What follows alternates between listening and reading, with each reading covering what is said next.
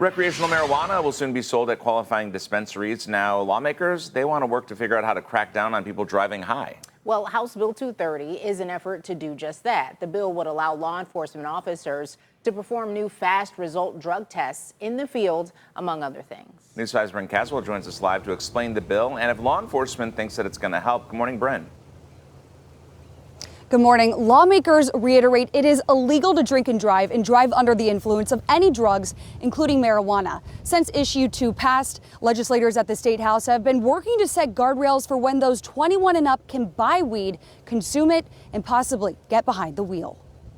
Cannabis consumption is no longer illegal in the state of Ohio. But Ohio Representative for the 39th District, Phil Plummer, who was in law enforcement for 30 years, stresses it is illegal to drive drunk or under the influence of drugs right now, but we have to establish a certain level. Plummer is a co-sponsor for House Bill 230, which is now in the hands of the Ohio Senate. The bipartisan supported bill would increase penalties for organized drug trafficking, designate the month of August as Fentanyl Poisoning Awareness Month, and authorize law enforcement to collect oral fluid as evidence from saliva tests in suspected OVI cases. Plummer believes HB 230 will better help detect and prosecute cannabis-related OVI cases. They can do a swab of your mouth, test your saliva, and get an immediate result to know if you're under the influence of drugs or not. So this is a game changer.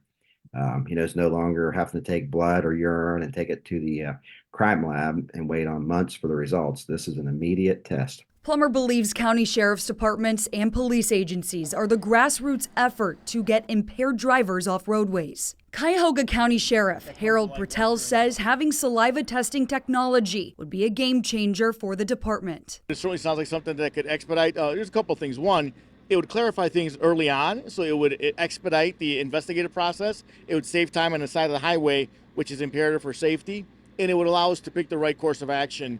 I don't know how accurate it would be, but it would be a precursor to some other action. Pertel adds his department looks forward to further guidance from the state on cannabis-related enforcement. That is something we're going to look forward to, not only with the Buckeye State Sheriff's Association, the Highway Patrol, and our other partners as far as what our position is going to be across the state. And that's something that we'd like consistency on. And it's beneficial, obviously, to the motorists or to all citizens that we are consistent in our enforcement efforts. Funding, however, for how law enforcement agencies would be provided such drug testing if HB 230 is signed into law remains unclear. Hopefully the state will bring in some money because a lot of agencies are broke. They're struggling themselves.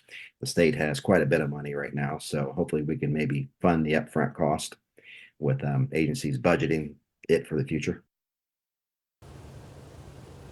If HB 230 is signed into law and a driver is pulled over for a field sobriety test and denies a saliva test, they could face consequences. Those consequences would be very similar to if a driver denies a breathalyzer test, which could result in losing their license to up to a year.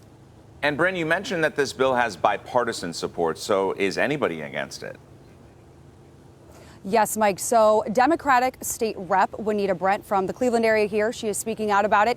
In a statement, Brent says you cannot arrest your way out of the war on drugs. She goes on to say Ohio needs lower barrier treatment, physical and mental health care when unemployed, culturally competent, community-based messaging, job training, and education. So we will keep monitoring if HB 230 gets signed into law and passed in the Senate. And once it does pass the Senate, it will then go to Governor DeWine's desk to be signed into law. And I have reached out to Governor DeWine's office, and I am told he is in support of the bill. Tiffany, Mike. All right, so much to figure out with this legalization of recreational marijuana. Thank you, Brent.